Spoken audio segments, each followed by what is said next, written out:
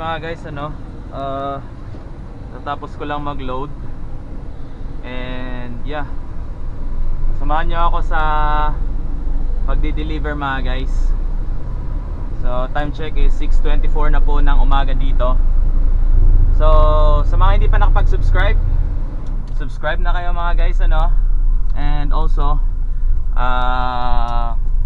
pasensya na talaga mga guys, so ngayon lang talaga ulit ako nakapag vlog. Masyadong busy and marami akong ginagawa. Actually marami talaga akong iniisip, marami akong mga planong gawin. So yun, and hindi talaga ako makapag-concentrate sa pagva-vlog. So yeah, excuses. But anyway mga guys, welcome back sa channel na ito mga guys. And maraming nakakamiss sa akin. Kung na-miss niyo ako, hit niyo na rin subscribe, i-like niyo na rin po mga guys, So yeah, so ganito po situation ngayon is panibagong emergency state na naman mga guys, dito sa Japan. And yun, yeah. So pero tuloy-tuloy pa rin ang deliveries. So recently, ang dami kong deliver, lalong-lalo na nung December kasi nga Christmas tsaka New Year. So wala talaga akong choice. wala akong time makapag-vlog. So yun, masyadong naghahabol ako sa oras. Well anyway, so ngayon balik na tayo mga guys, So stay tuned lang kayo dyan mga guys. Ngayon pupunta ako ngayon sa mga pagdi-deliveran ko. And yeah, that's it.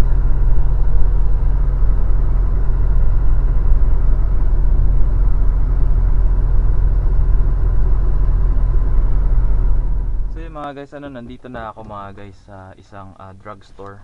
So ganito po ginagawa ko. Pagka may susi kasi kailangan naka-encode yung mga barcode niyan mga guys. So press mo yan siya. Tapos may rules po yan mga guys. So kailangan is nakatali po siya dito. Yan. So para hindi siya mahulog in case mga guys, So tara, samahan niyo ako mag-deliver dito sa drugstore. So yeah, let's go. And yun, eto may lock to siya mga guys. Tapos ang ginagawa namin, sine-check namin to. So half lang, check kung ilan yung box niya, or yung ba tawag dito, karabako tawag namin dito. So yun.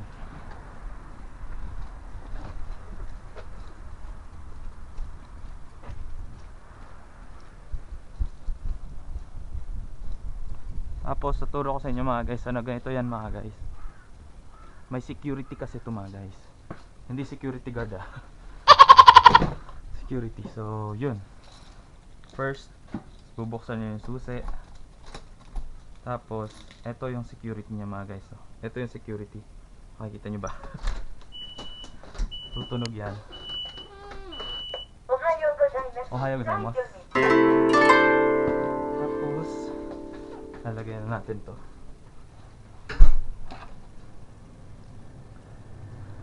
So yan, dito lang siya mga guys, kunin karabako. Tapos yun, and still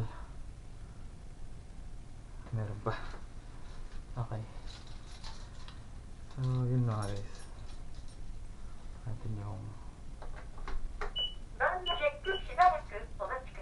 tayin lang natin siya mga guys.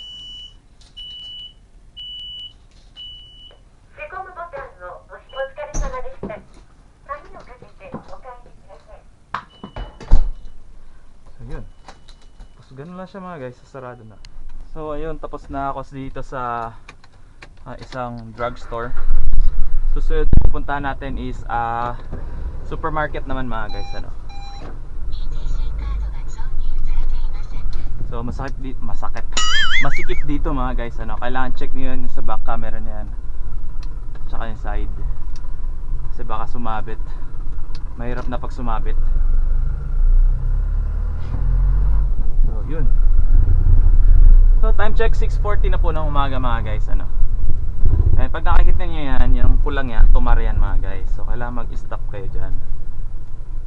So check nyo kung may dadaan.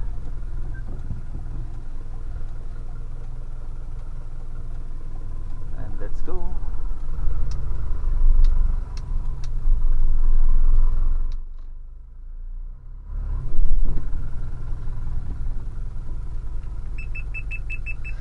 Nakita nyo yung tunog na yun, narinig nyo yung tunog na yun mga guys. Ibig sabihin po nun is masyado akong malapit.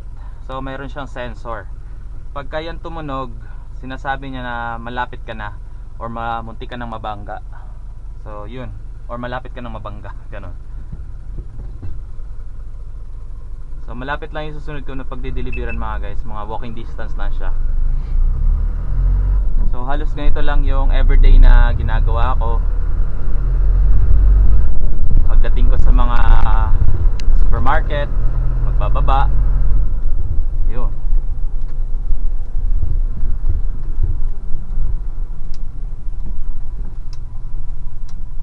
Isyo.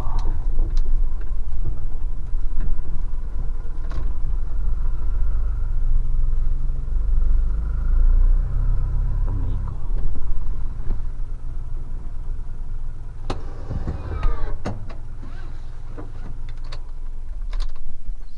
Dito meron siyang no henshu tawag namin, parang resibo, ewan ko kung ano to, kalimutan kong tawag, pero no henshu ka sa tawag namin. So yun, check mo lang siya, ibig sabihin na nandito ka na sa lugar. Yun.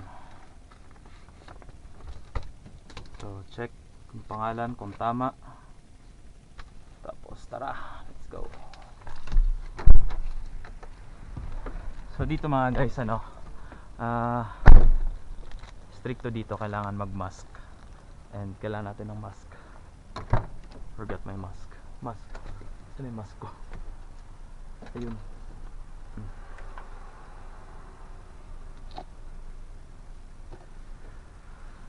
So yeah, tapos kailangan ng wadome. So ito yung wadome mga guys. Kailangan ilagay yan siya. Yun yung wadome. Ay, patay ng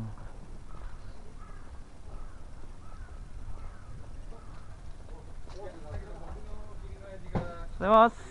Oh, dameだった。タッチがなっても僕が入った時が一番確かにいたんだ。入った時にまあこの息子のが賑やかだったんで、それから俺の人はただ会社的にでかいっていうだけで。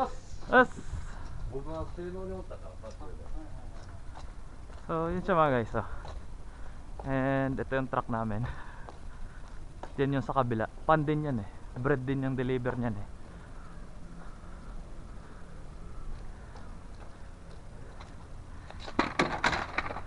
So yeah.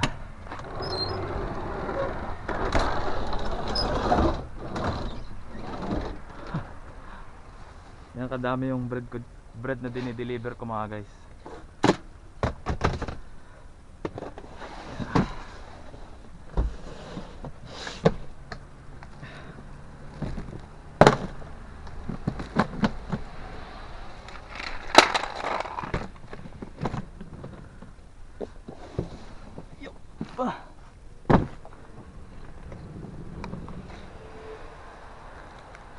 So yun, eto magkaibang company to, pero pares lang yung bread. Tapos ang ginagawa ko mga guys, ay nawala yung panghila ko. Hulog pala dun, nakalimutan ko. Kaya mo na. So nakikita nyo yan, abutin nyo yan. Hulog mga guys, ang bigat.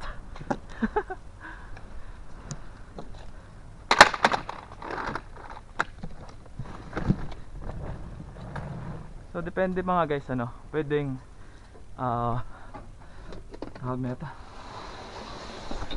pwede siyang iunahin mo na ipasok yun, or ilabas mo muna lahat, ibaba mo na lahat. Yes,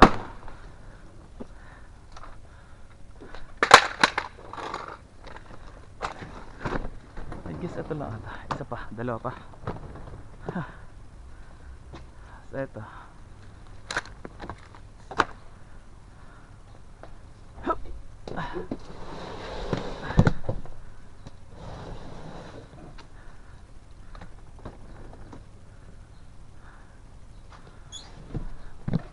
Bigat na ito mga guys. Aray ko. Yup.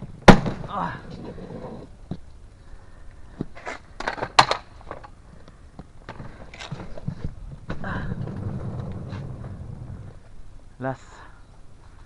Akit tayo. So yan, ibang mga ano na yan mga guys. So, ababa. Yes.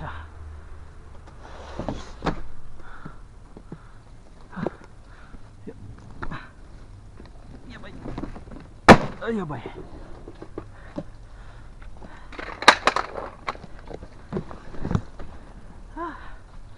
Tapos doon, sarado siya. And bubuksan din to.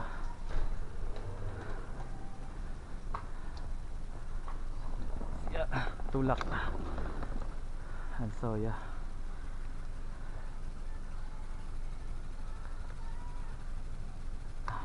Yep, tulak mga guys.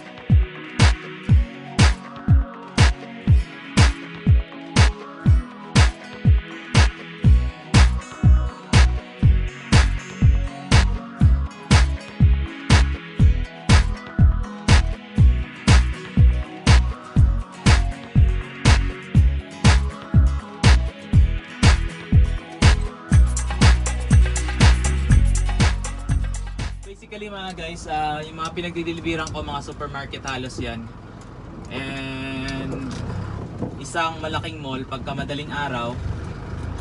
So sa Ion Mall, drugstores. Tapos yun, pumapasok din ako sa isang company.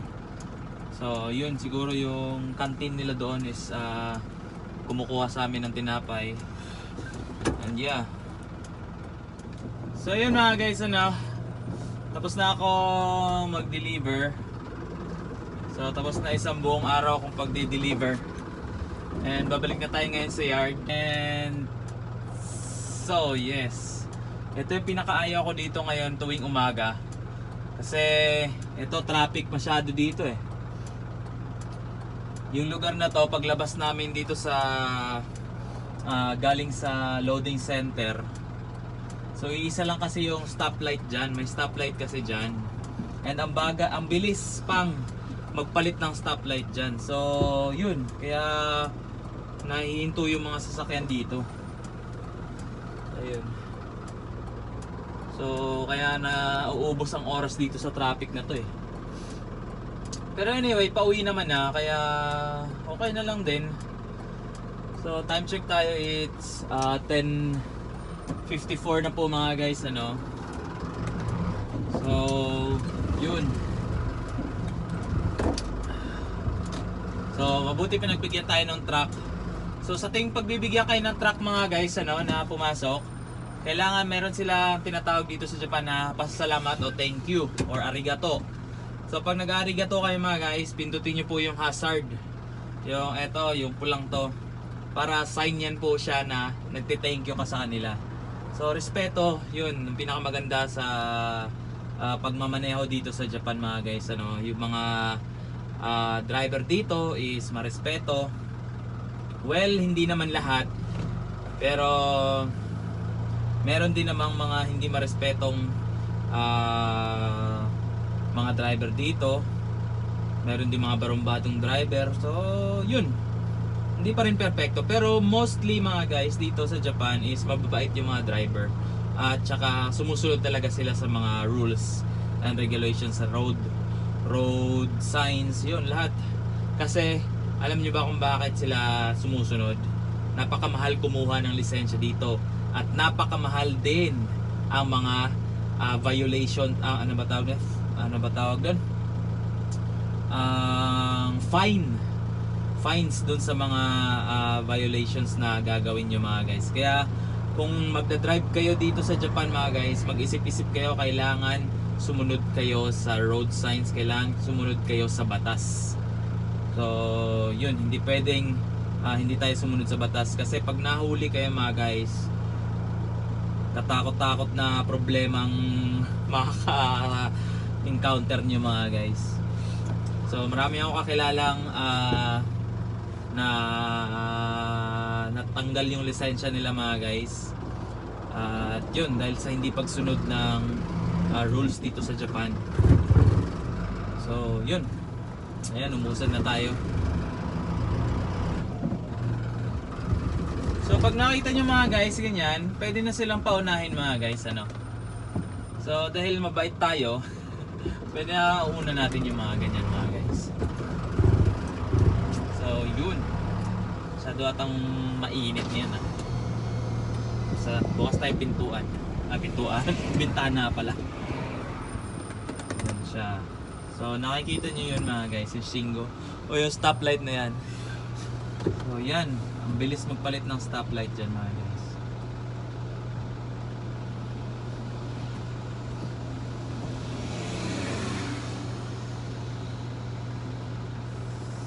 So babalik na ako ng yard and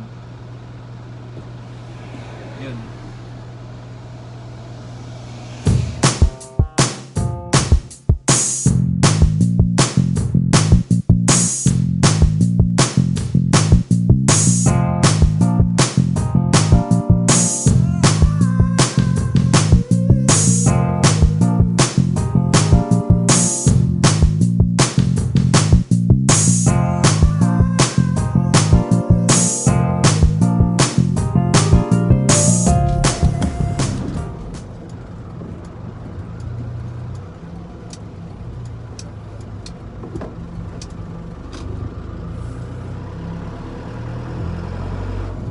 So yun mga guys, ano, dito na ako sa may yard, papalapit na. So ito yung yard namin mga guys, ito yung company namin. Yes, so ang lawak pa ng mga guys, oh.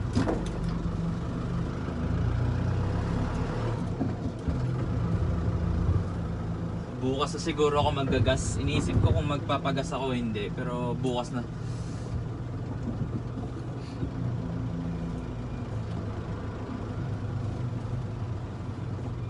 So saglit lang mga guys, ano, i-move ko lang yung aking sasakyan. And yun, dyan muna kayo. Tatanggalin ko na aking mga avatars. Avatars. Yeah, well, so yung ating action cam, tsaka ano pa ba, ito, and then yung susi.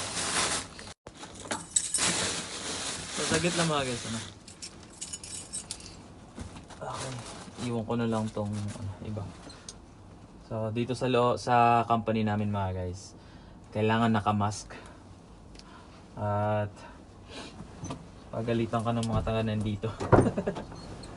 Saglit lang.